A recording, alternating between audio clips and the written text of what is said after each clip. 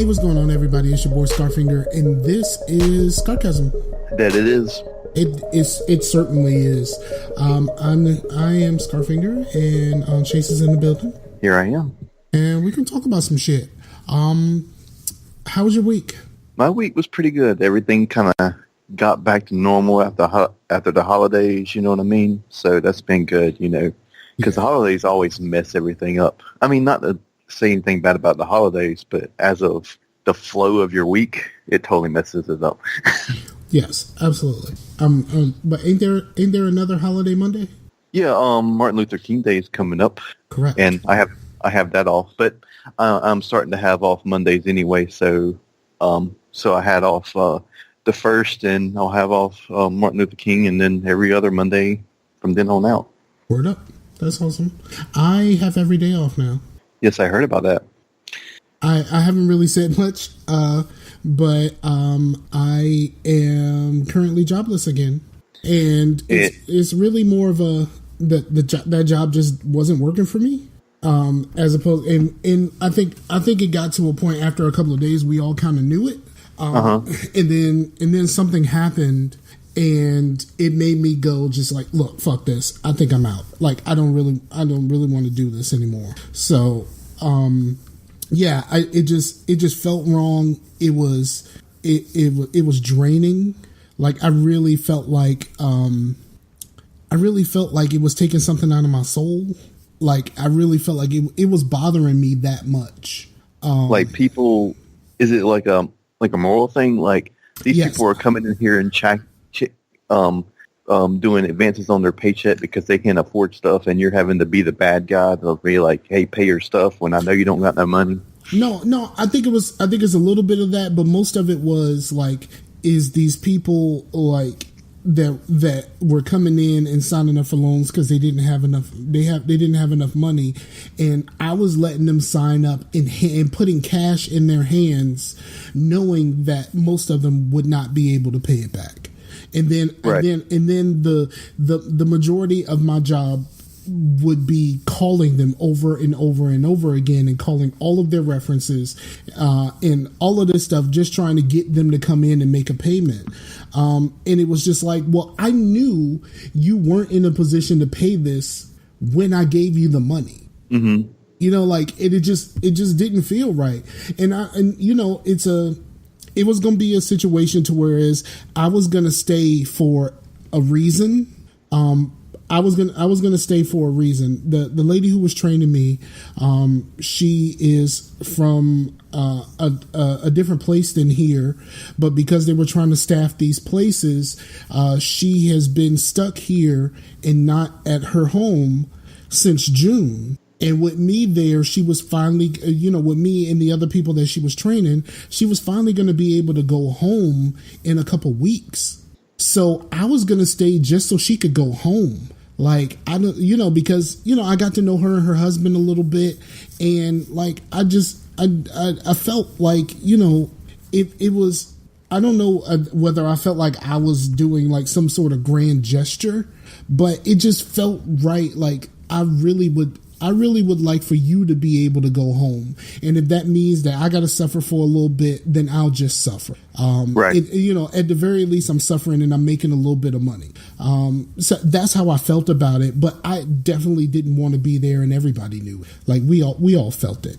So like when I got the call, when I had to make the call to the lady in charge, and she was just like, "Nah, we good." I felt so much better about it. Like my girlfriend was telling me, like, "You seem so different now," because like it was so draining. Like I would come home and I'm just tired. I just felt drained. Like it was a drain on like I said, it felt like it was a drain on my soul. And I don't have no problems with the business and the people who are able to do the business.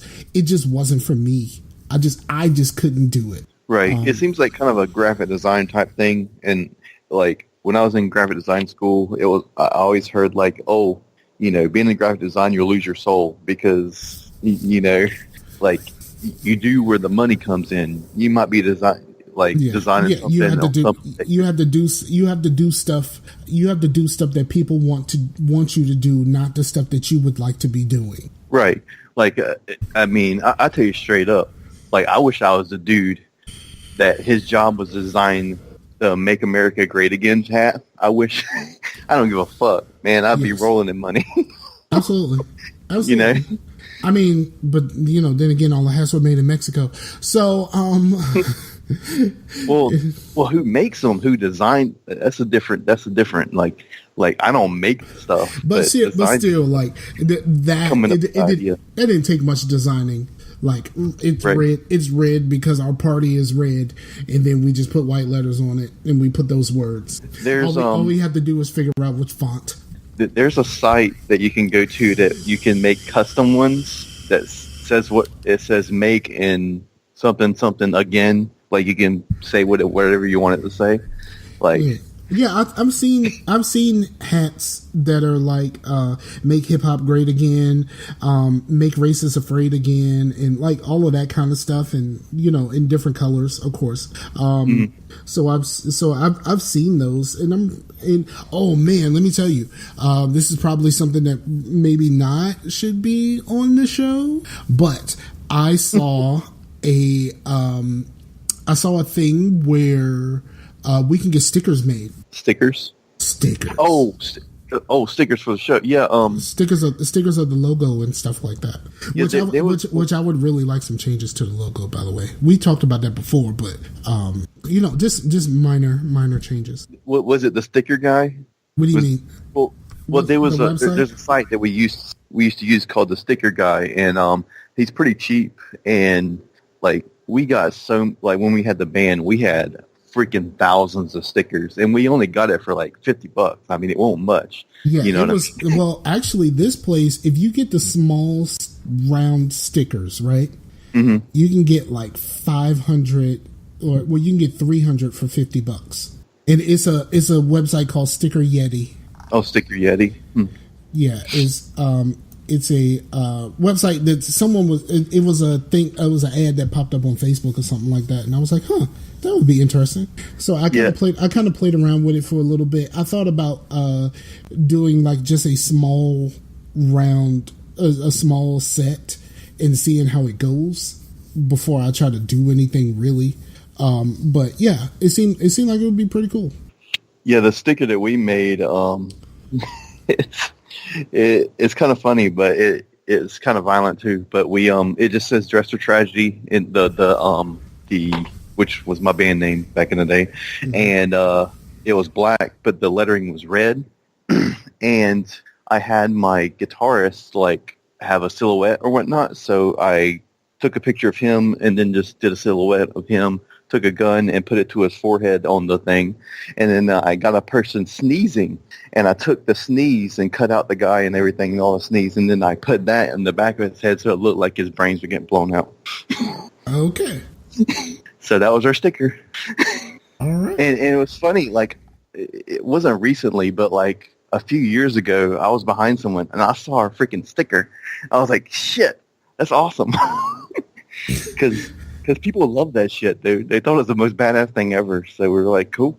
We just like gave them out for free because I mean that's really it was really a sneeze. Yeah, it's really a sneeze, but it looks so fucking real too. Wow, that's crazy.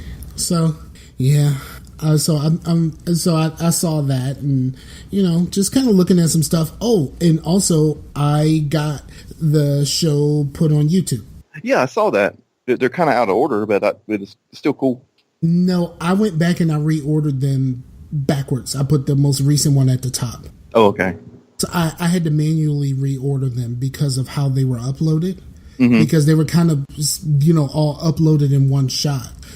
So I just kind of grabbed like a section and fix the problems that I was having, because it had been set up a long time ago. It's just nothing ever went to YouTube because I had some of the settings wrong. Right. And go ahead. Well, I was about to say, I was trying to figure that out on YouTube too. Like the whole, like if I recorded a video, then I forgot to upload it for a while, how to actually upload it with a timestamp on when it was actually recorded. You know what I mean? If I recorded the video in 2011, actually have it timestamped when it was actually supposed to be.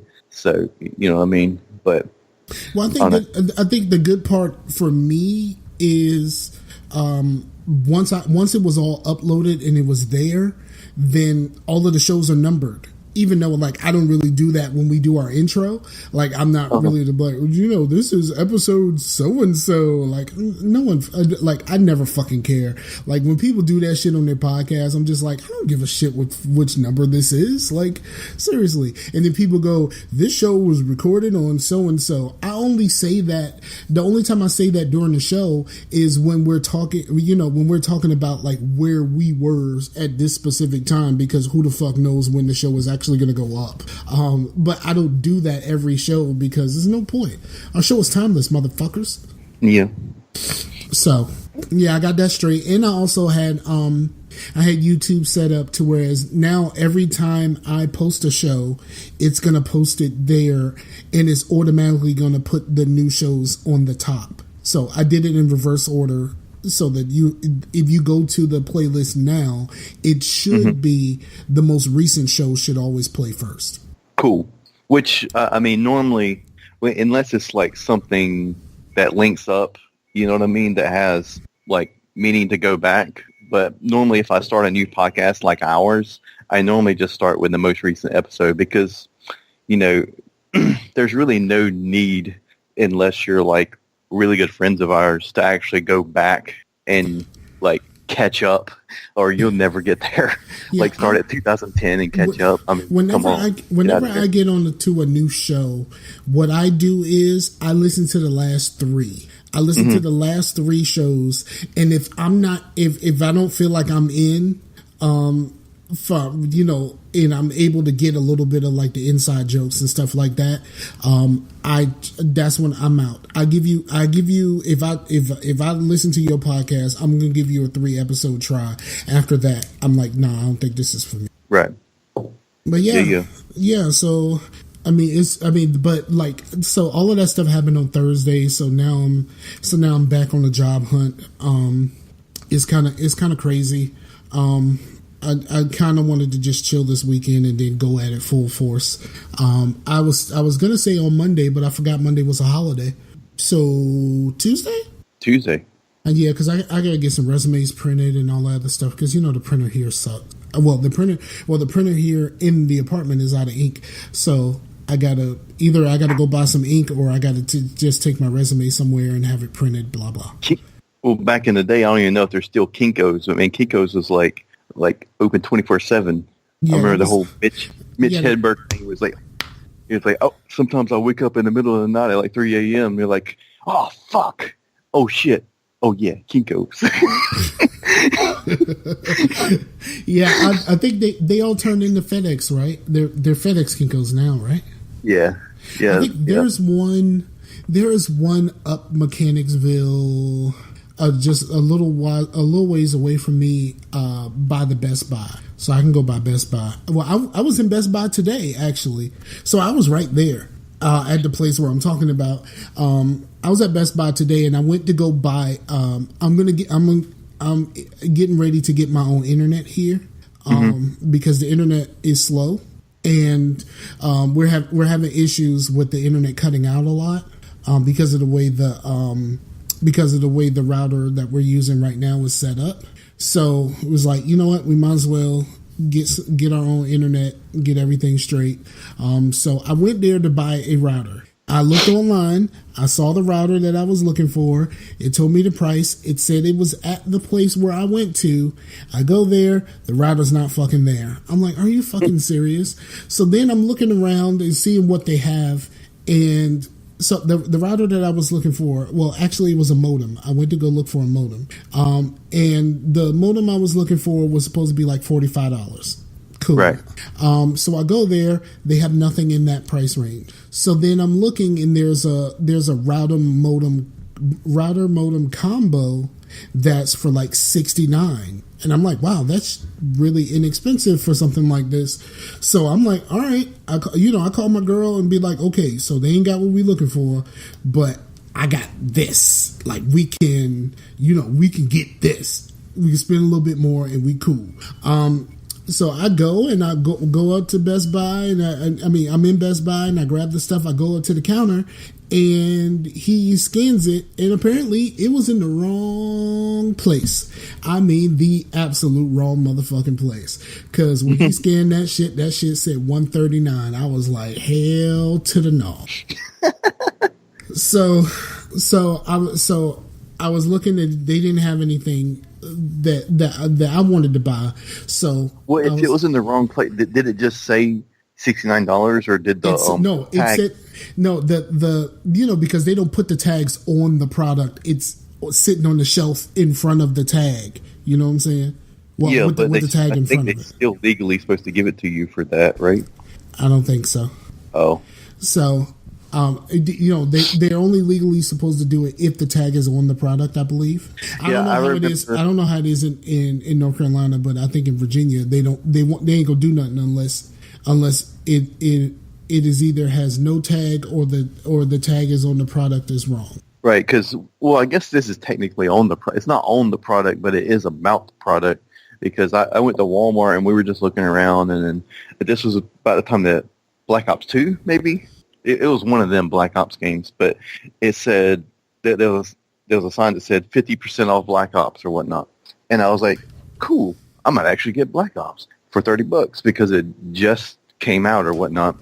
And then I said, "Yeah, I want Black Ops 2 or whatever," and then I brought it up there. It was $60, and I was like, "Well, the sign said it was supposed to be $29.99." And he was like, "What sign?" And I was like, and I took it to him. I was like, "That sign. Black Ops 2, $29.99. And he was like, he just ripped that motherfucker down, and then went up there and gave it to me for $29.99. I bet someone's going to get chewed the fuck out. You know what? That happened to me. Well, there was 2 times where something gaming related like really happened to me that was like crazy.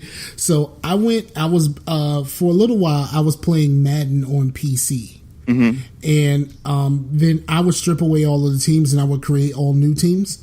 So like I created teams with like Street Fighter characters, like all kinds of shit, just kind of fucking around. So I went to buy the new version. I think it was Madden 01 or 02, but it was for PC. And I went to Target because they were having some sort of a sale, and the girl that was checking me out was new. So she's trying to scan it, and it's not scanning. And I'm not 100% certain the counter behind her beeped after they scanned something. So she thought it was scanned. She put it in the fucking bag. She did the little thing where you wipe it on the counter so that it gets rid of the magnetized thing, and she put it in the bag. And she kind of gave me this look, and I don't know whether that look was like, "Oh well, you got it," or that was like, "Oh well, I'm glad that's done." I don't know which one it was, but I ain't say a fucking word. I paid for my shit and I left. And then another time I was in GameStop, and I was talking to my homie because it was somebody who used to work with me when I worked at GameStop. He was like the shift leader. So I went in there and I'm just kind of chilling, and there was the PlayStation Move was labeled wrong, and it was like the PlayStation Move with the Sports Champions game was like $15 or something like that. It was labeled wrong, and I was like, "Wait, that's only this much?" And he was like, "Well, that's what it says." And I was like, "You sure about this?" He was like, "That's what it says." All right, then I'm gonna fucking buy a PlayStation Move. And so I bought a fucking PlayStation Move that day. I ain't give a shit. And he was just like, "Oh well." He was like, "I'll check with somebody." He was like, "I'll check with them about the price after you leave." I was like, "My nigga," like it was one of those. Something like that has happened to me a couple of times. Not a whole lot, but it has happened. Yep. All right. So what would you like to get in first? Because I played a couple of games. I haven't watched a whole lot. And then we both watched Bright for the show. Mm-hmm. Well, I think we should talk about Bright last, because it is kind of a pet peeve of mine when people are like, we're about to spoil this thing so you can skip ahead or whatnot. I'm like, well, just talk about it at the end so I don't have to skip ahead. I can just stop the podcast, and then when I do watch it. You know what I used to do was like we would talk about what we could without spoiling it, let the show end, and then bring the spoiler conversation back. But we'll announce the stuff for Bright right before we do it. We will definitely do that last. Let's go into what we're watching first, because the gaming talk, even though I don't have a whole lot that I've played, it's still I had a really good fucking time last night. And we should talk about that because it was very similar to the time that we had playing the other day. Cool. You want me to go first because I don't have much? Yeah, you can go first, and then I'll, because I don't really have much on games either. Okay. We're talking about what we watched first. That's what I meant. Yeah, my girl and I finished The Punisher. Cool. And I think it was even better the second time around, but the thing that happens on the last episode, I plugged my ears. I could not hear that again. I just couldn't, like, it's so unnerving, and like I just couldn't, like, I knew that if I heard that again, I might toss my cookies. Like I might have thrown up. Like, it's so unnerving, and just the sound of it is so bad. I just couldn't. I finished The Punisher. We started watching. We started to go through the movies, and we started with Iron Man and skipped the Hulk. But we got like the first 20 minutes, and she was knocked the fuck out. She was drifting, but she was like just short of gone. Until she realized that I was looking at her like, "Hey, are you falling asleep?" Like that type of thing. So yeah. But we didn't even get to the good part of fucking Iron Man. He's still in the fucking camp. Like, he's still in Afghanistan. You know what I'm saying? Like, we didn't get to the good shit yet. He's still in Afghanistan because she started falling asleep the first 20 fucking minutes. Yeah. So we ain't even got to the good part yet. But what else have I watched? I don't think there's anything else that I've necessarily watched. There's stuff that I want to watch. I want to watch the current season of Black Mirror. That's going to happen real soon. Like I might start that tomorrow because I really like Black Mirror. We should totally do a series. We should totally record a series of each episode of Black Mirror. I'd be down because I'm down to watch it, but just having time to watch it, and that would give me motivation to actually watch it. Yeah, most of the episodes are an hour, but like there's like episodes that are like an hour and a half. Like they're really the first season, they're all really self-contained. There's not a whole lot of crossover. The second season, they do bring in elements of the other stuff, like, you know, someone will be watching somebody, you know, there's a conversation happening, and on the TV you'll see like a news report or something else that happened, and you know, shit like that. But they're not really like super linked together. But yeah, so they're all self-contained, and I think it would be kind of cool to watch one of these a week. The weird thing I noticed on Netflix about Black Mirror is when you go to start it, it doesn't start you at the beginning. It starts you in the current season, when normal shows start you at the beginning. Because they just came out with season 4, and I noticed that when you click on it, it starts you at season 4. Right. I guess the point of that is that you don't really have to watch them in order, since they're not really that linked up. You know what I mean? Right. But I don't know. And the very first episode is one of the weaker episodes because it's one of the only episodes that doesn't have some sort of I guess the futureness about it. Right. All the rest of it has some sort of element of the future or technology that isn't prevalent. That is a part of this thing. The very first episode is basically about us, and it's about the culture of the internet, basically. And so it's not really like futuristic in any way. All the rest of it has like some sort of element of a technology or something like that we don't currently have. But I mean, the government may have it, but we don't have it. You know? Oh shit! I sound like a conspiracy theorist, don't I? Fuck. Yeah, but they're all self-contained, and we could totally do that. But yeah, that's probably what I'm gonna do. There's all kinds of shit that I need to watch. So it's just about really having the time to actually do it right now. Cool. And I think that's it for me. Just other than watching my normal YouTube stuff. Well, we watched that thing on Netflix that's about Jim Carrey and how he did Andy Kaufman. You know what I mean? In Man in the Moon. Uh-huh. And that got me thinking about how, because it's pretty much like method acting. Dude, method acting seems like, I mean, someone like Andy Kaufman, you kind of have to do it to get into that, because there's such a, like, you have to get into their head to, like, really portray them, you know what I mean? Yeah. So, like, and the background footage from that movie was just now released for this documentary. It was never released because it is kind of hard to watch. Like, Jim Carrey became Andy Kaufman. Like, he was like an asshole to everybody around him, and like just like picking fights and shit, and just like, and it's weird. Like yeah, you heard some of the stories back in the day, but the internet wasn't as prevalent, so you just kind of heard a little word of mouth about what was actually really happening there. I think it would be something cool to watch. Yeah, it's good. Like, it's because Andy Kaufman was weird anyway. You know what I mean? That's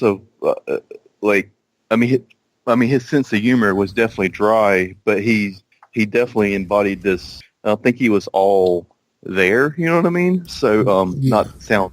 You know, like, no, I think it was one of those. He marches to the beat of his own drum. Yeah, because it goes into the whole Tony Clifton thing. Because there was a character that he kind of became called Tony Clifton, and it was he would go to the makeup artist in a bag, like people, to where nobody saw his face before he became Tony Clifton. And then once he was Tony Clifton, and he actually denied that was even him. Like, he was like, "That's not me. You know, that's a totally different person. You can go talk. Like, I don't know him. Like, but that also was around the time where he went to the MTV Awards dressed up like a hippie. Mm-hmm. And he was totally in character that whole time. He did not break character, even when he was presenting and stuff like that. And he was like, "Would it kill you to play a little fog hat?" Like that type of stuff. Like, he was like totally into that shit. The only person that was like really feeling him was probably High as Fuck. That was what's her name? That was married to Kurt Cobain. Courtney Love. Yes, she was really feeling that shit at the awards. But yeah, he totally stayed in character that whole he really stayed in character that whole time. Even at an award show, he was whatever that character was. He was that character that day. Yeah, because Tony Clifton was just like this complete asshole. You know what I mean? And like he was like a asshole lounge singer or something, right? Yeah, and because. And what was fucked up about it is he had a friend that actually became Tony Clifton too. So sometimes you would see them together, like, so like nobody knew exactly, and they did it so well to where it was like this Tony Clifton person was literally another person. You know, right. How it was like they were being possessed by Tony Clifton. Yeah. Yeah. I mean, yeah, definitely watch it. It's definitely interesting, and I don't think Jim Carrey was ever the same after that. No, I think it's one of those things. It's kind of like what happened with Heath Ledger. Mm-hmm. Like that's another one. Yeah, you go through all of that to become the embodiment of the Joker, and it's kind of hard to. It's you go through so much to be that like evil, crazy genius, and then like to go there and then have to come back requires something of you that not a whole lot of people can actually deal with, and he couldn't deal with. Right, and like even he said it was like sometimes these characters, it's almost like, I'm not really a person that is like paranormal or anything, but like these characters are like not of this world, and like they like possess you or something, you know what I mean? Because where was I going with that? Because when he became the Joker, he was like, oh yeah, the whole, like, you ever seen Freddy, the Freddy movie where it's like in the real world? I think so. well, there's a Freddy movie that Craven's New New Nightmare. Nightmare. Yeah, I think that was the one that was. Do you know that the guy, or if you watch Wes Craven's The New Nightmare, right? Mm-hmm. I've only seen it once because I was as a child I was terribly afraid of Freddy. Right. But so I've only seen it once. There's a part where she's in a limo. Yeah. The limo driver is the scream guy. The voice over the phone. Uh-huh. That's the limo driver. Nice. Yeah, because that movie is actually seems to be less about Freddy and more about method acting. Like that whole thing of that this character is an entity that when you play them, you literally become them. And if you notice, like the Freddy in that movie is a lot scarier, like demonic than the Freddy that's in the movies actually, that, because that Freddy isn't, Robert Englund. That's the real demon that's in the character, the actual character, and Robert Englund just kind of plays them, you know what I mean? Correct. So yeah, like there's some truth to that, to where I don't know if it's, I don't think it's the whole paranormal thing like the movie, but I do think that you go into a part in your mind that can really mess you up. And that's where a lot of these YouTubers and stuff get really fucked up, because they're not trained like a lot of these like actors and stuff are to deal with being characters and stuff. Like the YouTubers come up with these characters and they become, the character that they portray in their videos, and it like they fucking go nuts. And they because they're not trained to deal with that shit. Sometimes not even people like Heath Ledger are trained to deal with the shit. Kurt Cobain wasn't trained to deal with the shit. You know what I mean? No, see, I got a thing about Kurt Cobain. Like, here's my problem with the whole Kurt Cobain thing. Kurt Cobain didn't like what came with fame. Right. He was very much against it. He was very much counterculture. Only thing he really had to do was stop releasing music. Right. He could have just stockpiled the shit like Prince. Like, Prince had a vault full of music, and Michael Jackson had a vault full of music that they never released. And all he had to do was just say, okay, I got these songs in me. I'm going to make these songs, and then I'm going to put them away. I'm just not going to fucking release them. Right. Yeah, I mean, that's true, but, they're still human, they can... don't know how to deal with the shit. Yeah, it might have been a situation where he was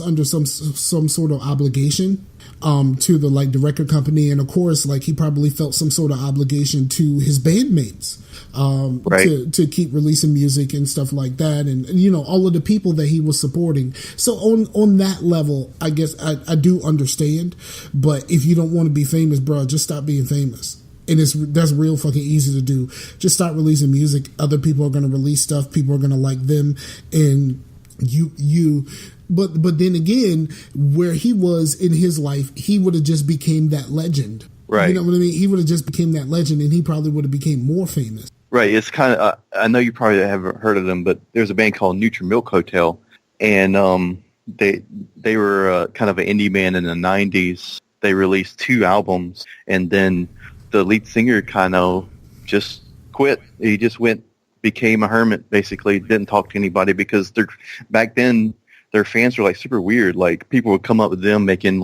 sculptures out of their album cover made out of gum and shit, and he was just people. I mean, yeah, it's a great out. I love the Airplane Over the Sea. I mean, it's a wonderful album, but sometimes people aren't equipped to deal with that shit. You know what I mean? And once he went and hit out, then then it became legend. You know what I mean? That was it's a legendary indie rock album. That is the indie rock album. But so there. I mean, that's a thing too.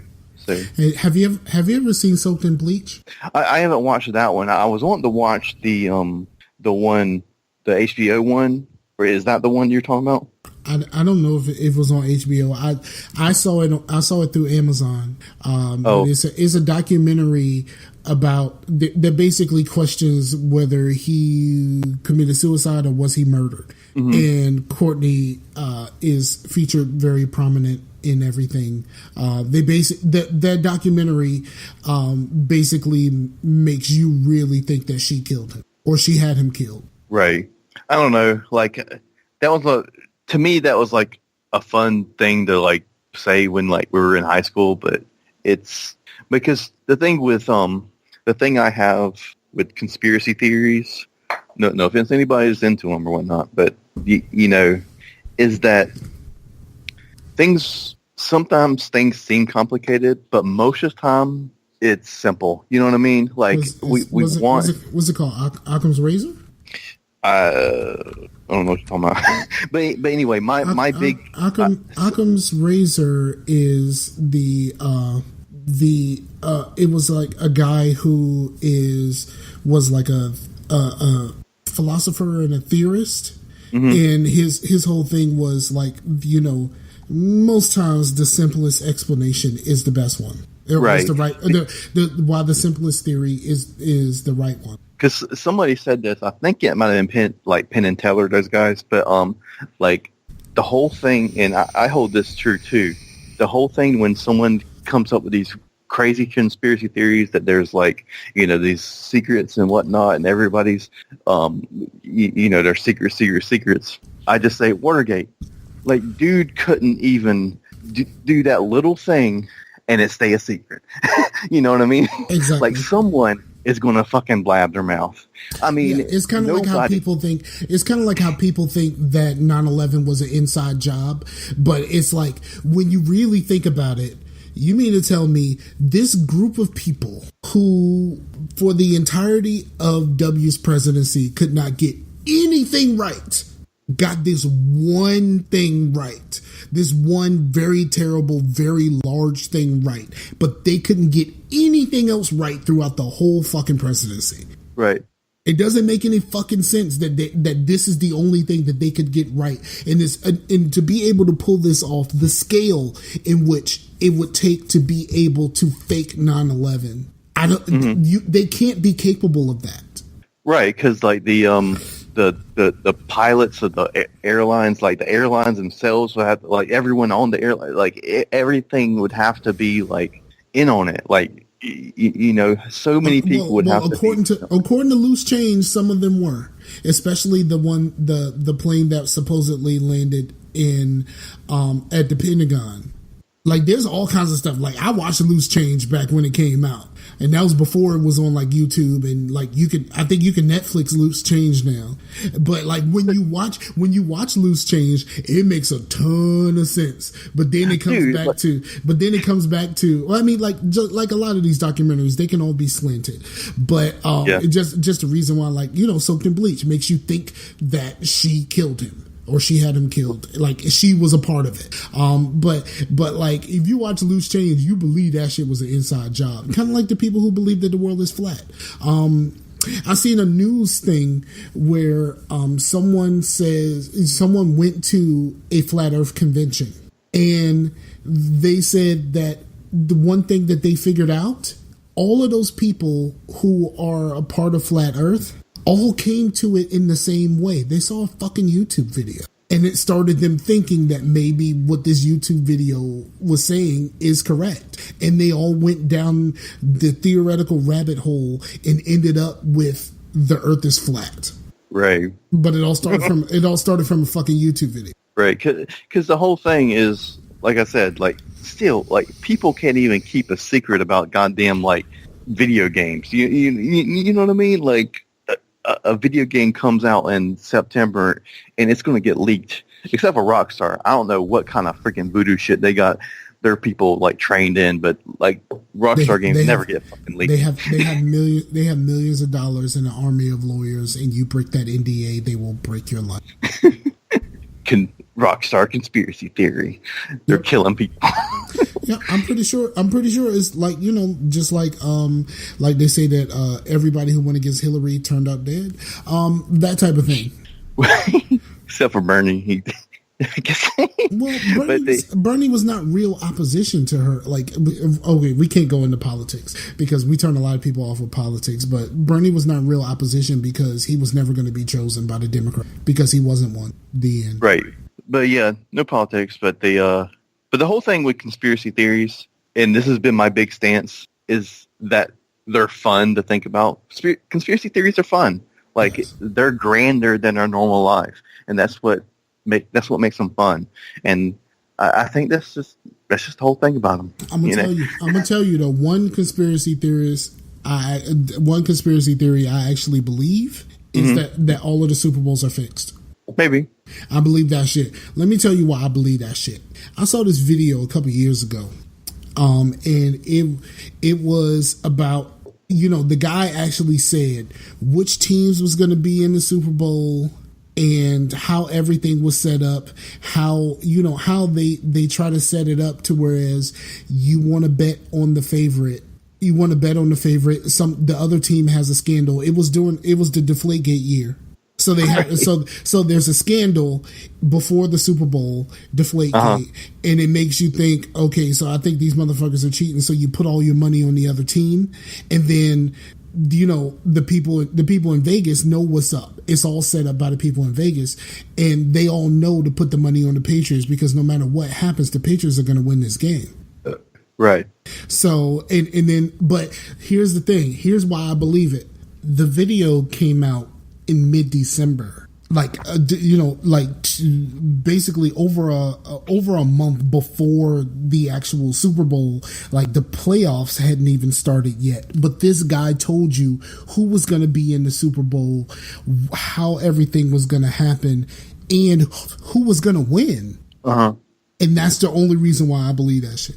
That is the only reason why I believe that shit is because he said all of that shit mid-December, and all of that shit happened exactly like how he said in February. Was his name Biff? I wish it would have made it so much funnier. Yeah. But yeah, that shit. But like that's the only real conspiracy that I totally buy in on. Because they'll talk to the losing team. They'll be like, in the fifth, your ass goes down. And like in the fifth, my ass goes down. Yeah, no, it's one of those things like wrestling because like when they because wrestling is fake, but they really are like talking to each other in the ring, like telling each other, okay, so I'm gonna do this, you're gonna do that, all right, go, and then they do it. Like when they're doing like holds and like headlocks and like sleeper holds and stuff like that, he's really like whispering in his ear, okay, so you're gonna give me 2 elbows, and then we're gonna stand up, and then you're gonna flip me over, and then like all of this stuff is worked out in advance. Especially they all know how it's supposed to end, and then they work with each other during the match of how the match is going, but they all know how it's gonna end. Right, to make it look theatrical and all that. Absolutely. Well, according to Scott, it didn't look theatrical at all, and it was boring. But yeah. So yeah, but like totally watch Soaked in Bleach. That shit is so interesting. I used to have a thing for documentaries, and I don't really have the time now. Right? Yeah. Because for one, like something like that, and like a really good movie that you really have to pay attention to, like Tarantino movies and David Lynch movies and things like that. Like I miss like sitting down and watching them. Like that used to be my thing, man, is like kind of like art movies and stuff, and like movies with twists and like these long, just like I was really into movies, and it's just I don't have time to like sit down, and that's I have to concentrate, you know what I mean?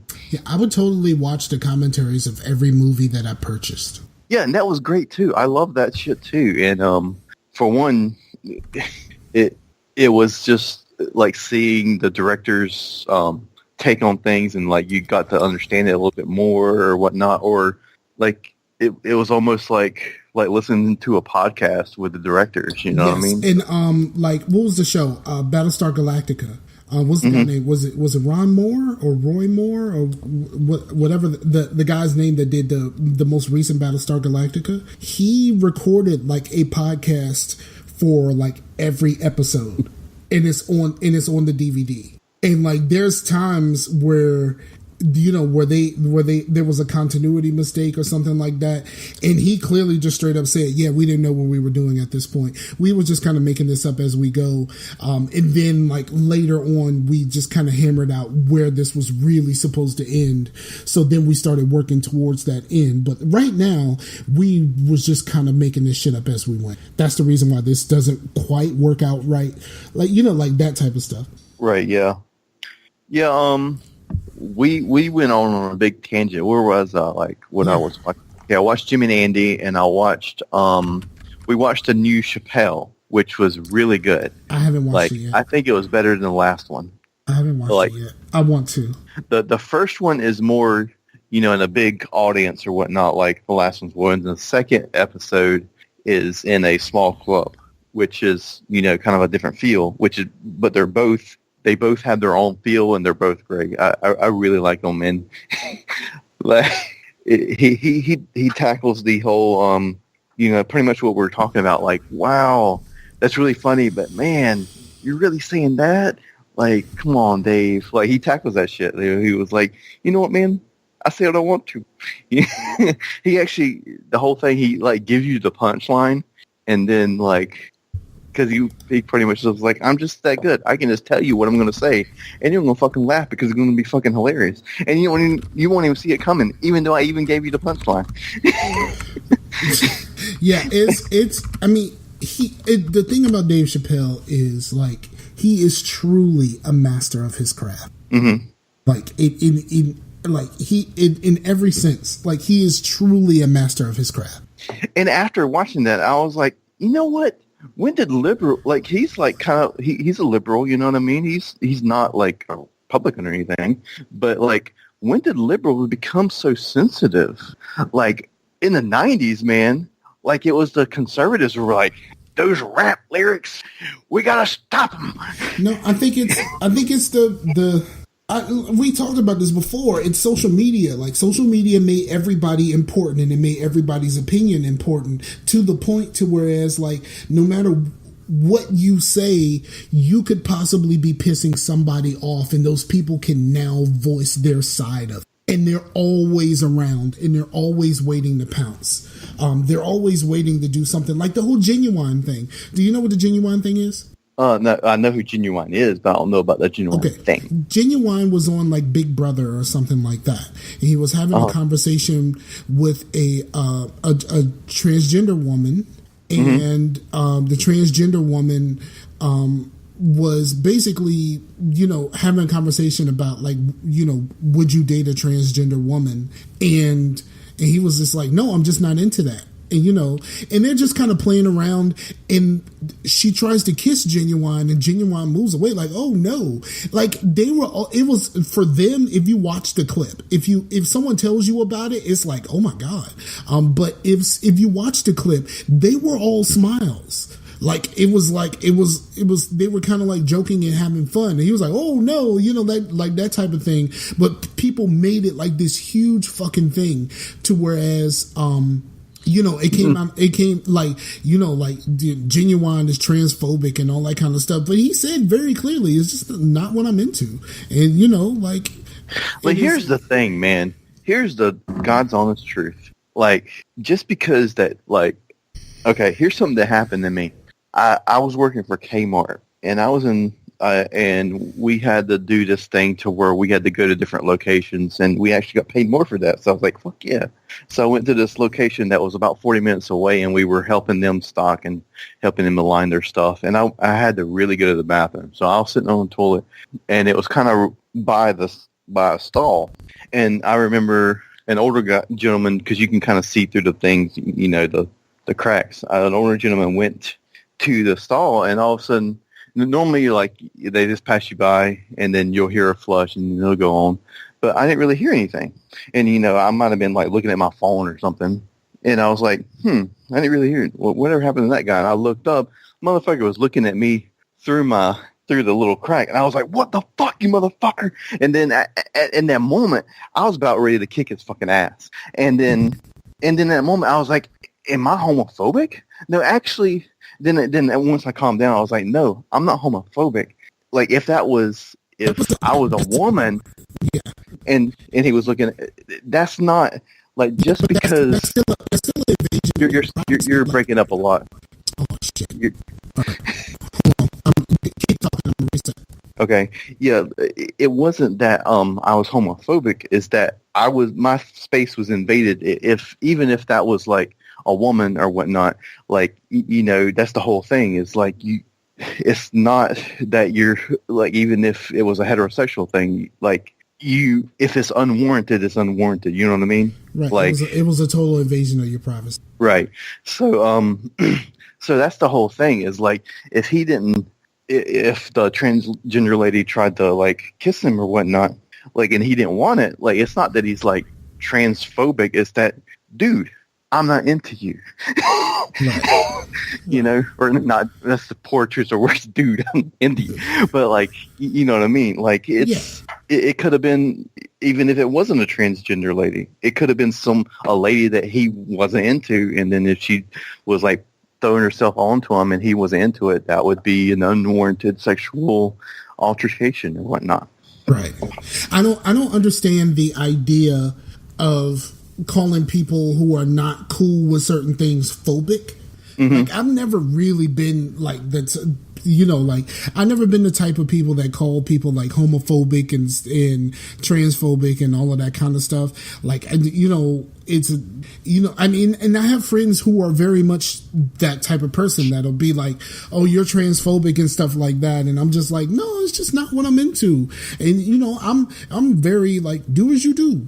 Except for like, I only know one trans person that I would like to punch in the face. Other than that, like we all cool. Like I don't have nothing to do with you, and I don't really know very many trans people, so I can't really be like, like I can't really feel any real strong feelings about something that I have nothing to do with. Yeah, and it's all language too. Like sometimes words can mean that, like people will like look at people's Twitter, and I don't know how they do it. Like tweets I made in like 2008, like I can't even get the motherfuckers. Like I don't know how to find my own tweets. How are you finding my tweets? You know what I mean? Because they was like the guitarist of Death Heaven. They're kind of a pretty big black metal band right now. Like one of the guitarists they're like, oh, he's homophobic. He said fag and he called somebody a fag in one of his tweets. I was like, dude, when was it? Like back in the 2000s. We call each other like fags all the time, or like we would say something's gay or whatnot. We weren't meaning, that it was, anything against like homosexuals or anything. It was just something that just meant lame or whatnot. Right. But and it was something that was a part of your vernacular until you realized that it could be taken a certain way, so you took it out of your vernacular. Right. Yeah. I know, the same thing with the R word. I mean, fuck. If we had Twitter back in the 90s, Jesus Christ, we would all be freaking crucified. Absolutely. I'm with you there. All right, so let's move forward. Where are we going next? You finished everything you watched? I don't remember. After all of that, I don't remember what I even watched. So, all right, so let's talk. I did finish My Hero Academia, and I really like it a lot. And I actually think you probably might like it. It's really, really, it's really good. Like I like how it kind of makes fun of anime, and it makes fun of like the whole like superhero thing in a very smart way, and it's very good. I'm pretty excited to get into the second season, and there's a third season coming out this year. But so yeah, I don't really have much to say about it, but it's definitely good. Let's be honest, I ain't never gonna watch that shit. I ain't gonna lie to you. Yeah, I know you probably won't. I'm just saying, if you did, you would probably like it. And the same with Psychopaths. I haven't finished that. Is it dubbed? Yeah. Here's the thing about me and anime. Like if it's like a French movie or something, I'm probably going to watch a subtitle. But like anime, it moves so fast. You know, just how the scenes move and stuff, because it's animated and it's just a quick medium. I can't keep up with it. And I don't know if it's how the Japanese talk or whatnot. It just it'll be like a paragraph, and before I can finish reading it, it's going on to the next thing. It's not that I can't deal with subtitles. It's just it's too fast for me to read. So I normally watch dubbed. And recently, in the last decade, anime dubs have got a lot better than they used to. Used to it, like the dubs are like phoned in, you know what I mean? But now, like Funimation has a really good dub staff, and they do a really good job. Oh man, speaking of stuff being dubbed, I saw a trailer for a video game and I'm like, this looks awesome. It is a game that's called, I think it's called Kings of Kung Fu or something like that. And it is a fighting game with no like real like super special moves and fireballs and shit, but is modeled completely after like 70s kung fu movies. That sounds pretty awesome. Like a whole kind of like what was it with Samuel Jackson? Afro Samurai a little bit. Yeah, but I mean they have weapons, but it's not a weapons game.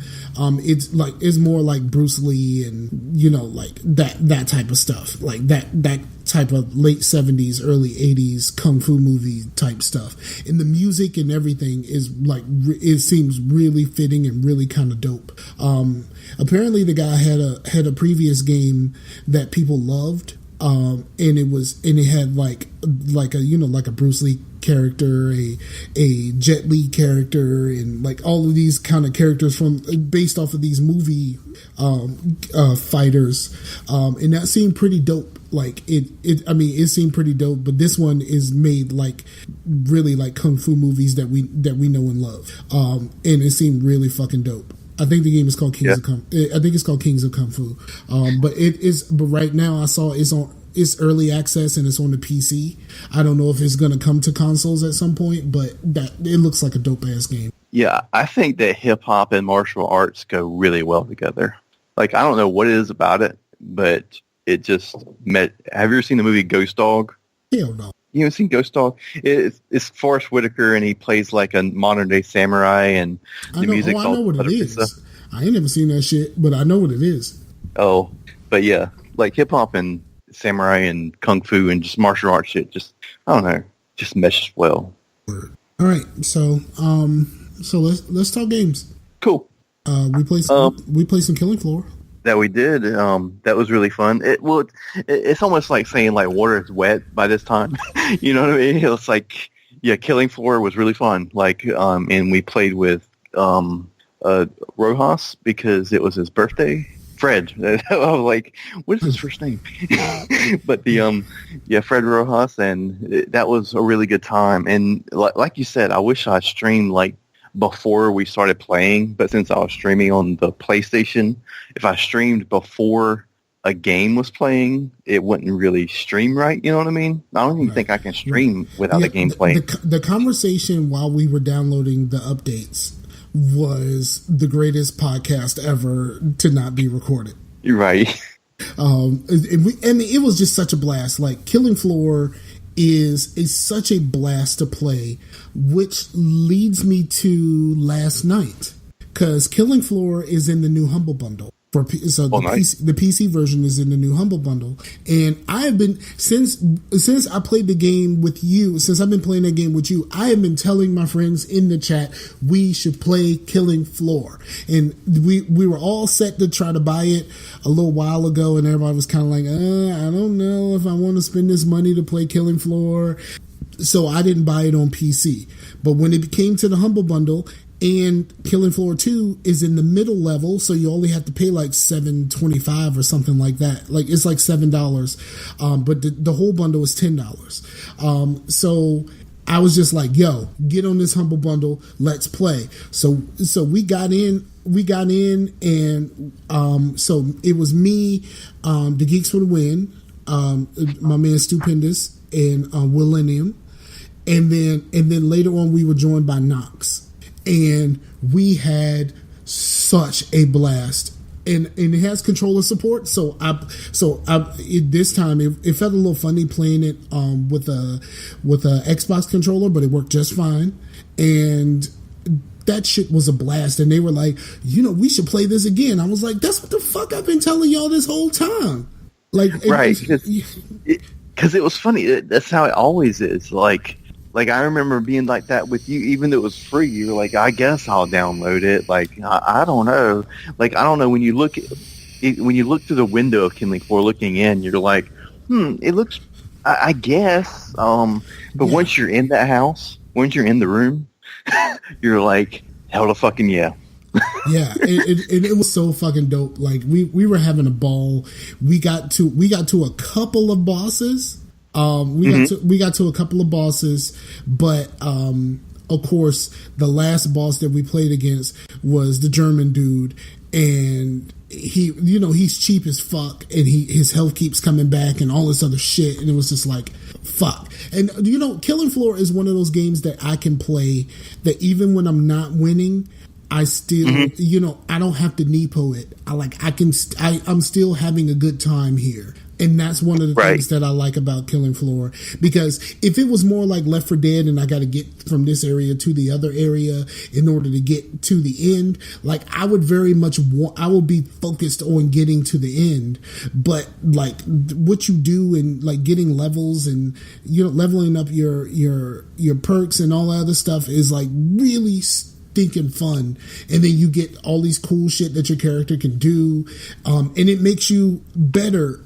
And it pushes you further to get to the end and all that kind of stuff. And I started using different weapons and stuff like that. Like, oh my God, I love the Spitfire. Bruh, that shit is awesome.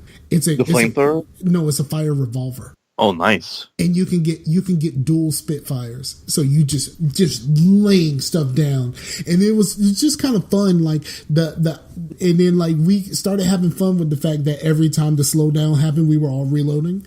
Like stuff like that. Like it's such a fucking fun ass game. And like if it's still on the Humble Bundle right now, so if you got a PC, you should fucking do that shit and play you some Killing Floor too, because that's a fun ass game. Yeah, I'll probably get on that Humble Bundle and just add it in there because I'm trying to get me a PC pretty soon. Word up. So is that before or after getting an Xbox? I think it's during. Oh, you're gonna try to do it all during your taxes? Yeah. Okay. That's cool. I want an Xbox version, but the Xbox version is like $40 right now because remember it just came on Xbox not too long ago. Right, and it sucks because like when we played with Rojas, we were still on the winter DLC or whatnot. So it's probably going to be like another year until we can avenge that motherfucker, freaking Krampus. Oh no, Krampus is available. He's still available on PC also. Mm-hmm. So because I had him pretty low with that RPG. Yeah, but since you guys are dead, and I kept hitting that freaking because I was running backwards. You know what I mean? Because I have to run backwards to see what I'm shooting, and but I couldn't see what I was running into in that freaking goo. Man, it's just everywhere. Yep. So, but yeah, that is just such a fun ass game. Speaking of fun ass games, of course, I finally got my PC set up. I started playing some more RimWorld.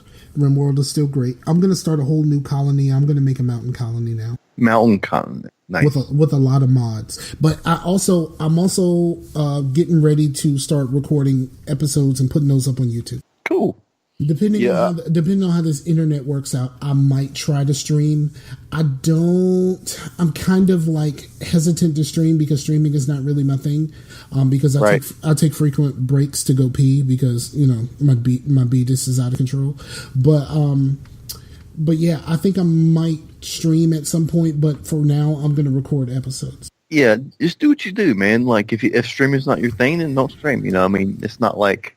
I mean, there's plenty of freaking YouTube creators that like never stream. It's just certain people. The reason I stream isn't really because of streaming. It's because I can record a video and upload it to YouTube with minimal effort. Yes, I'm with you there. Yes, because I don't have to like record it and then like edit it or like edit out what I don't want.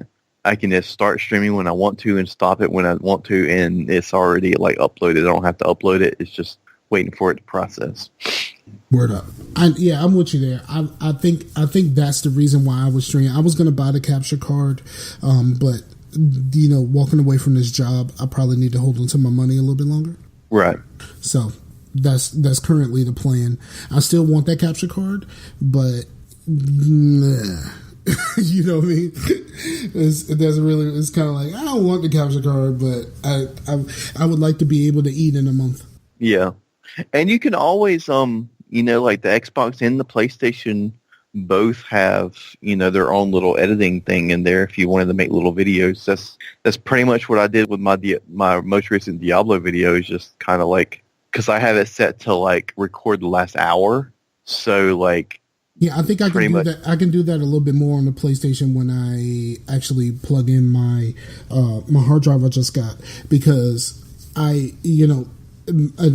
the reason why there was a lot of games that I was hesitant to install, because I didn't have the space. But since I'm not playing games on the PlayStation, I still haven't installed my hard drive. Right. Well, what I would do is like record or like do the whole like, save this video or whatnot, edit down what I want to in Share Factory, put it out to YouTube, and then I'll just delete everything because, well, it's on YouTube. I don't need it on my PlayStation anymore. Exactly. So yeah, and the Share Factory software it's pretty good for. It's not bad. It's not bad. And certain games actually have little themes and stuff you can add in there too. I mean, I don't know why. I mean, every game doesn't have one, but yeah, I've used a few, and I've used the program on Xbox also. The one thing I like about the Xbox one, they have a thing where if you have a whole bunch of clips, it already has the setups and the, like, numbering the clips and stuff like that, and all you have to do is just plug in your clips to each one, and it already has the rest of it pretty much programmed. Right. Yeah, I've used that one too. I like it too. I haven't used it as much as I have the Share Factory one, but yeah, I wish I had the Xbox record that button yesterday or last night, because there was one part where I had a Spitfire and the slowdown happened, but I had just reloaded, so I just headshotted like 5 or 6 of those zombies in a row, and just watching all of them just kind of their heads explode during the slowdown. I was like, damn, I wish I had a fucking Xbox record that button. But I think I have an NVIDIA card. I know that they have. I know that NVIDIA has Shadow Play, so I might set up my Shadow Play just in case I want to do something like that. Cool. Well, since we're kind of talking about games, we can kind of go into games, right?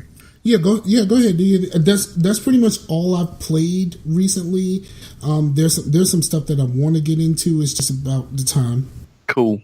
Yeah, I've mostly been just kind of like every now and again playing Gravity Rush, and every time I play it, I'm like, man, this is exactly what I need right now. It's just something that I can just like play like a mission, and I feel good about it, and then I save and I go on about my day. You know what I mean? It's like the mechanics are really cool. Like the story seems really cool. The character is well designed. The last mission was kind of weird because I was like, ooh, I have a side mission available. What's the side mission? Be a maid. Okay. So I was a maid. Like, I cleaned this lady's house, and like she wanted me to make her ice cream, and I did that, and then I got a maid outfit. And I was like, well, that took like 30 minutes. Now it's time to go to bed. I guess I'm not doing a main mission. I was a maid. So, right. but yeah, like I really dig it. Like, even if you're not into anime shit, it's got a really cool mechanic if you like mechanic heavy games or whatnot. Okay. And when I was at my buddy's house, I did play a mission on Cuphead, and that shit hard as fuck. Like, I watch a lot of people struggle mightily. Yeah, we finished that boss, but we did the carrot dude, and I heard that was the easiest one, but we did finish it. And I actually did the final blow. Like, it was like, oh man, I'm completely dead, so sorry. And I was like, I shot him once, and he was like, I was like, oh, we beat him, cool. But yeah, we tried another, like the frog dudes, and those dudes, oh man, that was bullshit. Just straight up bullshit. I was like, this game looks awesome, but fuck the hell out of this shit. So yeah, that's pretty much probably going to be my Cuphead career, is that one win. But, I'm not really, yeah, I have in the past played games on the hardest difficulty and got through them. But, who the fuck am I proving anything to? You know what I mean? So I just like stories. I like video games. And, I like watching shit too. So fuck the hell out of some fucking hard-ass shit. Take your Dark Souls and shove it up your motherfucking ass. Yeah, I can't. I refuse to even try one of them shits. And I like watching people fail at Cuphead more than I will ever like playing that game. Right. Because Like the only one that games like Cuphead and Dark Souls, Demon Souls, all that other shit, I would prefer to watch somebody fail at it than for me to play it myself. right. The only one that seemed interesting was Bloodborne, and that was just the aesthetic and like the whole world just seemed interesting, but just still like the whole freaking like it being hard as fuck. It's just not appealing to me right now. Maybe if I was 20, but it's like halfway into my 30s, it's like fuck the hell out of that shit. Give me Blood Daisy mode. Yeah, and you said you're at the point to where it's like you have a small child around. Like what is going to take for you to have to pause one of those games? You know what I'm saying? And if I get frustrated, like say I'm playing Call of Duty on the hardest difficulty, and all of a sudden I get frustrated. I'm like, fuck this shit. And the next time, and they're like, oh, you need to change this diaper. I'm going to be changing the diaper angry because of a fucking video game. You know what I mean? Fuck that shit. I don't want. I mean, like fucking shitty ass diaper. Fuck this shit. And I'm like, that's not what I'm about, man. I'm not about getting fucking pissed off over something meaningless as a video. I love video games, but they're fucking meaningless. You know what I mean? They're a waste of time in the best way possible. They're wasting my time in a time that I want to be wasted because I want to have fun and just like unwind and just enjoy a good story, like go to a different world, just do something that I'm not doing right now, Right. which is. And what I don't want to do right now is get frustrated. Exactly. That's why Nepo is a thing. Yeah. And it's not that I can't do it or I don't have the skills to do it. Is that I don't really feel like it's worth my time to put my skills into figuring this shit out or actually like getting past the 10,000 grenades that Call of Duty 4 threw at me. And like that one freaking... The one where you're in the TV room or whatnot in Call of Duty 4, like you're trying to get through there to get to... Oh my Dude, God, that took me so long to get through. There was a pattern because they would not stop. There was not like a shoot these enemies and that's the enemies that you shoot. They had monster closets and they would come out until you reached a certain point.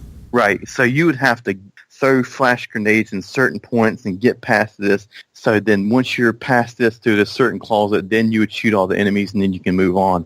Like, yeah, I play Call of Duty 4 on Veteran and Modern Warfare 2 on Veteran. So, yeah. I would really like to play those games.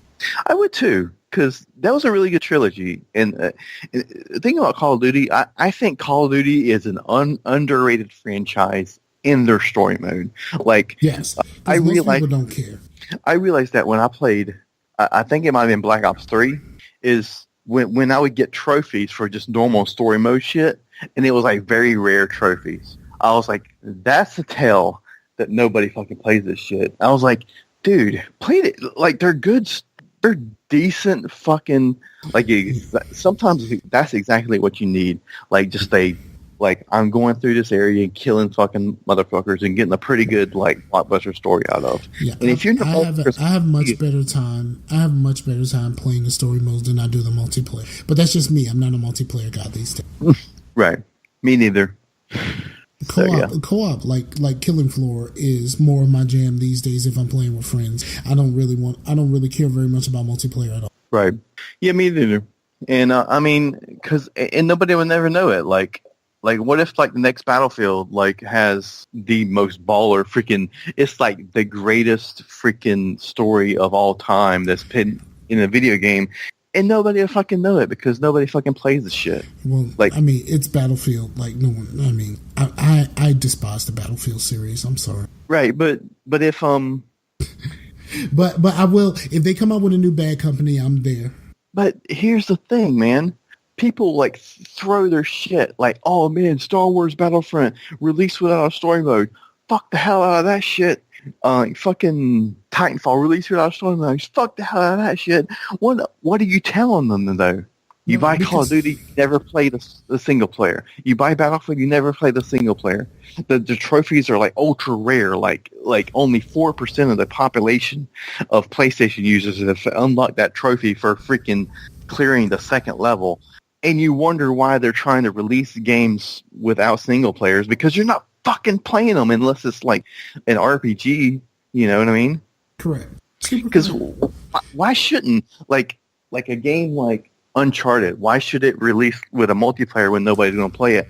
Why should a game like Battlefield release with a single player when nobody's going to play it? You know, Like, I had friends before I got Uncharted 4. I had friends that were trying to convince me that Uncharted 4's multiplayer was like the greatest thing ever. I've heard it was actually pretty decent, but nobody fucking plays it. So why should they put their time and effort into making it when? But then the same thing, because we're like, I don't want to tack on multiplayer to where, like in this single player focused game, why are you going to tack on a multiplayer in my BioShock game? Blue But boxes. why are they going to tack on a single player in your Battlefront game? Like, ding, ding, ding, the old Battlefront didn't have a fucking single player either. You know, they might have had like a single player where you can play by yourself mode, but it wasn't like a campaign. They didn't have that. Like, even back in the day, like, you guys have rose-colored glasses on that you think, like, the first Battlefront was a great game.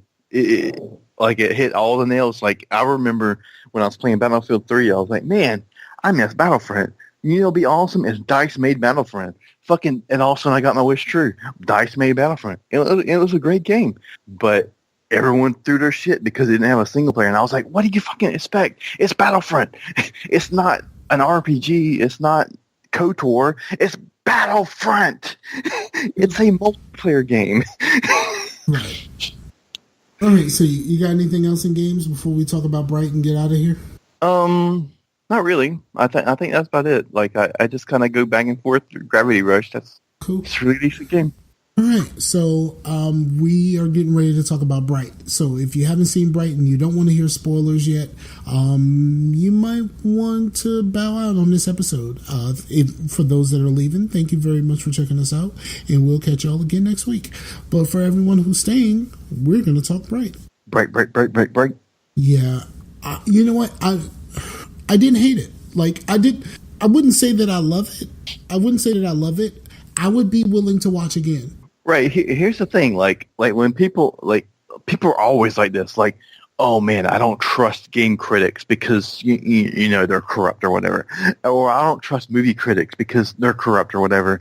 Like, well, they rated this movie low because, and I love this movie. It's like just because they rated it a low doesn't mean it's a bad movie. It's just meaning it doesn't have much artistic merit. You know what I mean? Like the whole thing with Bright. It got rated pretty low, you know what I mean? It don't have that great of reviews. I would rate Bright with like a movie like Blade or Independence Day. Like those are fun movies to watch. Bright was a fun movie to watch, but Yes. it's not going to look. The whole only thing that Bright kind of has going against it is that it's fucking violent as fuck, and like it's kind of going for that Independence Day crowd. You know what I mean?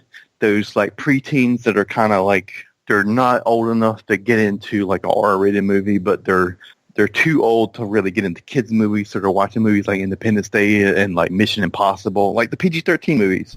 Right. So Bright is a little too violent for that. So it's almost like it has a 9 problem going on to where it's too violent for the young kids, but it's too derivative for the older adults. You know what I mean? Right. So, but it was a fun movie. It was a little long. I think it was too long for a buddy cop movie. You know what I mean? But no, I didn't think so. I didn't feel like going in when the movie first started. I was just like, wow, this is 2 fucking hours. But those 2 hours flew by to me. yeah, I mean, they actually did for me. But I could see how, like, you know, when you think of when I thought of the premise of the movie and I thought of the genre of the movie, I thought an hour and 20 minutes, hour and 30 minutes. And when I saw, because even in the text chat, I was like, holy shit, this movie's 2 hours long. Yeah, Well, I guess it's a buddy. 10. Yeah, because it's a buddy cop movie with fantasy elements in a modern setting. Yeah, that's ultra fucking violent. Like, I didn't know how fucking violent this movie is, but holy fuck is this movie violent. This shit took this shit was $90 million to make. $90 million to make this movie. Yes, But and they're making another. yeah, but why would you put that much money into a movie that's gonna? This is like the whole releasing on Netflix, even though it's produced by Netflix, is the new it's the new release straight to DVD. I don't So think so. I think this movie could have been. I think this movie could have been in the theaters. Would it it have? could have been, Would but it like, have why done? would they release it on Netflix when they could have put it in the theaters and made a Because lot of fucking money? because Netflix bought the rights. Because right now, especially with whatever Disney is going to do with their own service, they need content. Once Disney takes all of their content away to put it on their own service, they're going to need content. Yeah, that's true. But yeah, But here's the thing. Though. Disney just bought Fox, and Hulu is attached to that deal. So is all the Disney stuff going to Hulu? I don't know. Because the thing about Disney is they own Marvel, and Netflix has their own Marvel shit. What's up with that? You know, Yeah, like Daredevil Marvel, but Disney's a Marvel, but Daredevil is Netflix. Like, there's all the red tape going in there. Yeah, and I'm pretty sure that's what they're probably trying to hash out now. Mm-hmm.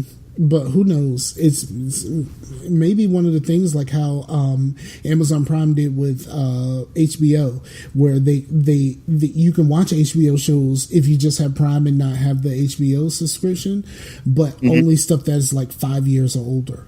Yeah. So it might just be one of those things. I don't know. It's got to be there's got to be some sort of a catch, or is all either that or Disney can actually pay for this shit themselves. So and they can still keep everything intact. It's just it won't be on Netflix. And maybe Netflix just has a distribution deal, but all of the production is on Disney in the first place. So Disney is like, no, it ain't gonna take nothing for us to put it on our own service. Right. Yeah, that's the whole thing. But that's some behind the scenes shit that we don't really know about. Right. But as for this movie, I like the whole. Everybody has a problem with the fairy line. Even they try to pretend like if you watch the trailer for this thing that line wasn't in the trailer. That fairies' lives don't matter. Yes. Which given the conversation that we had earlier, a lot of people can take that as anti-gay. Mm-hmm. But I didn't read that much into it. But I understood that that's where it could have gone. But like, fuck out of here. It was an actual fairy. It wasn't like, Right. I think it was less of a joke about fairies, like as of gay people, and more of a joke about Black Lives Matter. Correct, because this is kind of a Black Lives Matter movie. Mm-hmm. Because we understand that the orcs are the black people, right? You know what I mean? Like the orcs are very much the black people, especially when they're in the police station. How they were talking about the orcs and him having an orc as a partner and stuff like that is definitely the same kind of conversations. And all the orcs are like thugs and all this stuff, right? And like so you can definitely see that was the analogy that they were going for, and I think too. I think for the most part, it succeeded. Right.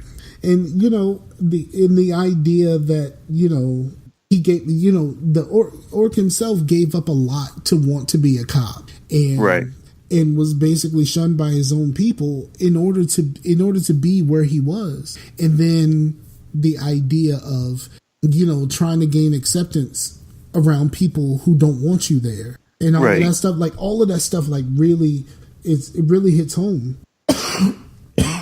Sorry. I know that if I mute, it's still going to be on the recording anyway. So, but yeah, I really enjoyed it. I did. Here's the part of it that I didn't like. I did not like the fact that the ending was telegraphed way too early in the movie. Mm-hmm. When they arrested the guy that was talking crazy.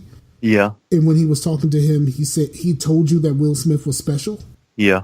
And it's like, bruh, like, you didn't have to fucking tell me this shit then. Like, you were supposed to let me find that out. Right, because the whole thing that it's kind of the whole, like, 9 thing to where, like, once I saw where things are going, it was pretty predictable. It's just kind of getting there. And there was a lot of really fun stuff that happened along the way, but it's not like I didn't see where this was going, Right. At some point, Will's going to, like, do something spectacular or whatnot, or or either that or the orc was, and then all of a sudden he was going to be a hero or whatnot, and then which I mean kind of happened anyway.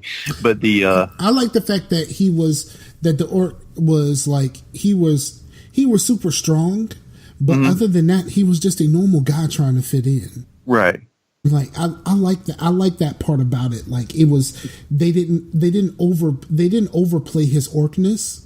They just basically, it was basically like, you're different throughout the whole movie. Like he's different, but he's also like, for the whole time he's just like, he's a rookie cop.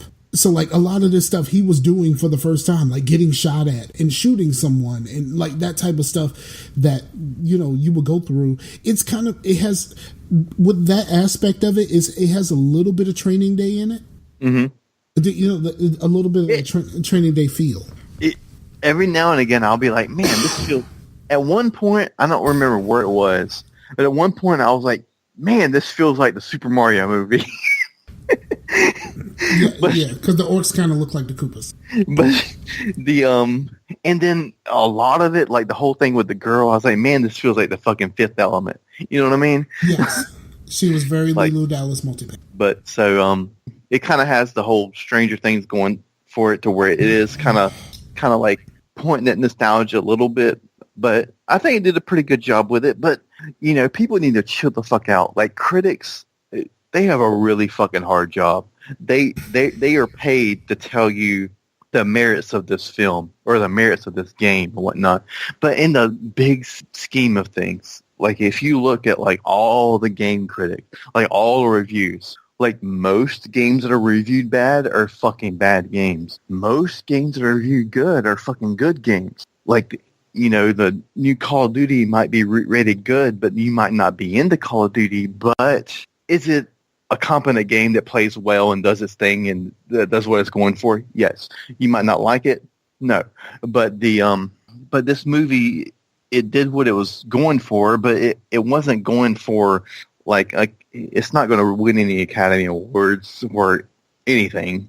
But it's a fun movie, and that's what it was going for. You know what I mean? Yeah. So sometimes you have to just not look at the reviews because if you're really wanting something that's going to like move you or make you feel in a certain way or like maybe like awed by its absolute technical prowess or whatnot, this movie's not it because, oh shit, this movie had some terrible CGI, but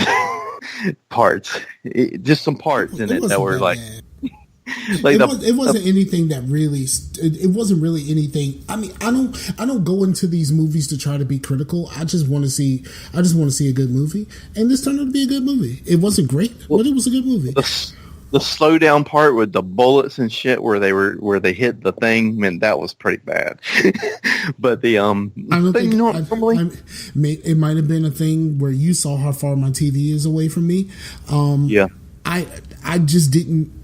I kind of suspended my disbelief. Also because on YouTube, I've been watching a lot of like Jurassic Park, like featurettes and like some of the, someone doing stuff about the different dinosaurs and the story and stuff like that. And whenever they show a clip from the older movies, I'm like, ooh, that looks terrible now. But so I'm like, I'm not even that critical about it. Right. Yeah.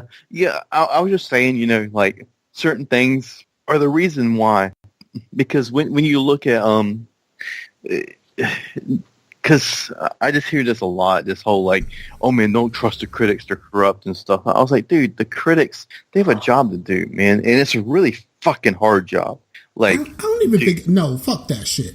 Because I'm very much a don't listen to the critics person. I'm not, I stopped, especially when it comes to video games, I stopped caring about what video game reviews and stuff have said for a very long time. Because I realized I've been in this long enough and I'm old enough to know what I'm going to like and what I'm going to care about. So I don't need you to tell me what I care about anymore. There's some reviewers that I trust what they have to say. Like for a long time, it was Jeff Gerstmann for me. But like, I don't really care about I haven't cared about reviews in a very, very long time. And when the whole Gamergate thing happened, I was already way away from it. It was like, why are y'all taking this shit so seriously? Like, I was just looking around like, y'all crazy. So like, I don't care. I know people who review stuff. I think it's twofold. One, they do have a difficult job because they have to interpret stuff for the people who care about reviews. But also, like, you know, maybe you might got a bug up your ass about fucking Will Smith. And like, and you might go into this movie with the Will Smith mistakes of the past, and you try to push that off on this. And I don't want to fucking hear that. Like, I don't want to hear your gripes with fucking Will Smith. I want to know, what is it about this movie that makes this movie worth watching or not? That's all I care about. But that's not what they do these days. And also, you know, these days reviews are often pretty negative, no matter if they like the movie or not. Like, look what happened with the fucking Last Jedi. Like, I very much enjoyed The Last Jedi. I haven't seen it, but the whole thing about Last Jedi, it's mostly user stuff, like the freaking like nerds and shit. You go on Rotten Tomatoes, I never go to Rotten. I know you don't, but the Last Jedi is like 98% on critics, but in user reviews, it's like 48. And the opposite is for right. But user reviews is like 90 something. Yeah, because it's one of those things to where a lot of people. It's the internet in general these days. You get more. You know, if you're like some fledgling YouTuber or something like that, you're going to get more looks just being negative and being a jerk about shit than it is just being nice and telling what you like about stuff. It's way too easy to talk about the stuff that you hate than to talk up the stuff that you love.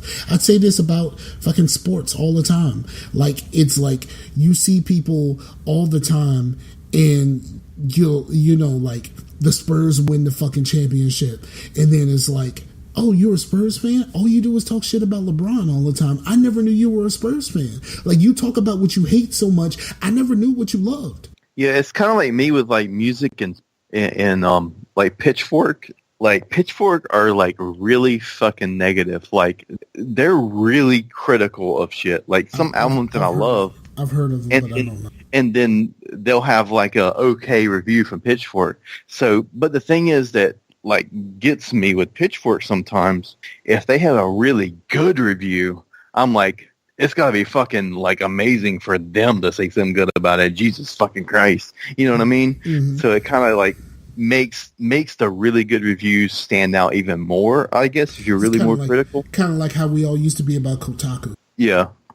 With like, I kind of like give Kotaku a little bit of a break. I don't know. Maybe it's because they're like pretty much everybody hates Kotaku now. Like, yeah, that's what I said. Like, we used to be like this about Kotaku. When Kotaku gave somebody a perfect score, you were like, "Great, Dan, I see you. This must be something I need to pay attention to." Now it's different because we're in a different age, and everyone gets to be negative, and so we take everything in a negative way. But I don't know. I just kind of, like I said, at the end of the day, I enjoyed this, and I am very much willing to watch it again. Yeah, I enjoyed it too. So in the Netflix, their new rating system, I would give it a thumbs up. But how my rating system for Bright is going is I'm going to compare it to other things. It's as good as Independence Day or Bright or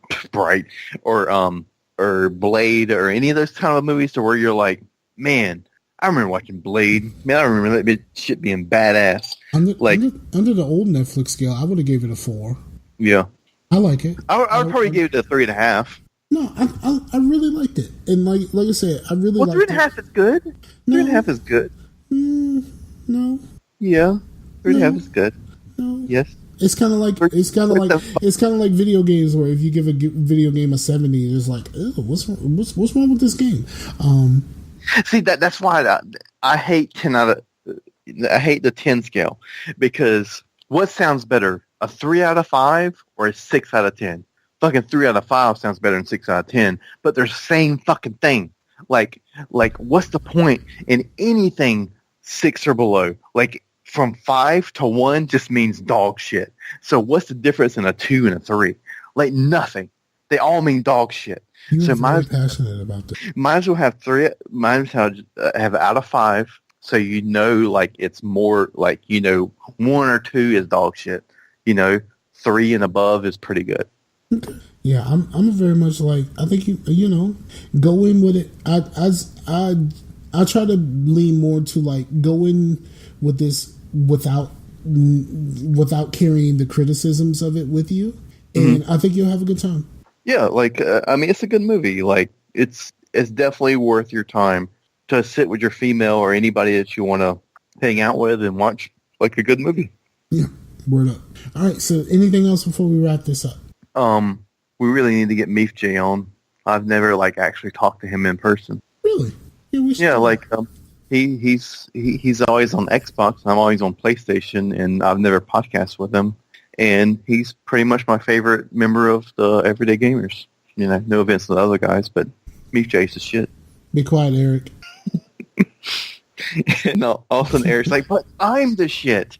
And he's like, oh shit. Oh man.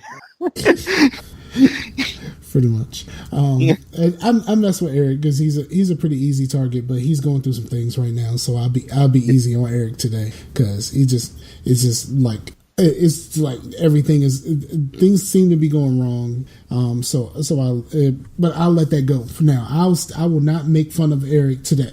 Yeah, it's fun to make fun of Eric, but it's always out of love. I really like AZ Rock Slide a lot. Kind of like the same way I am with Will. Will is going through some things right now.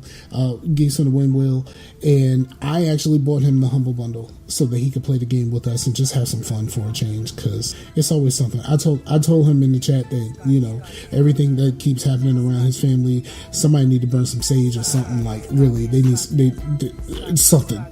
You know what I'm saying?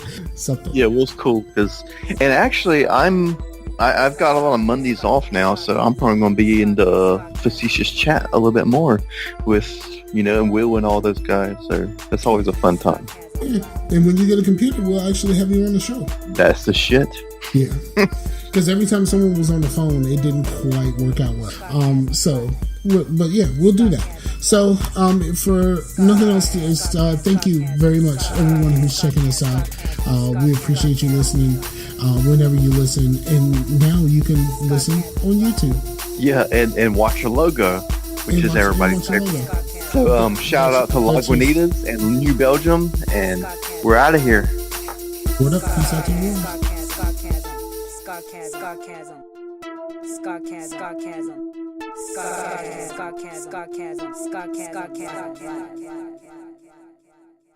I like that shit, yeah, boy. Yeah, I'm telling you, Walt. I'm telling you. All right, I ain't gonna talk. Was that what you're drinking? Yes. I was like, who the fuck are they?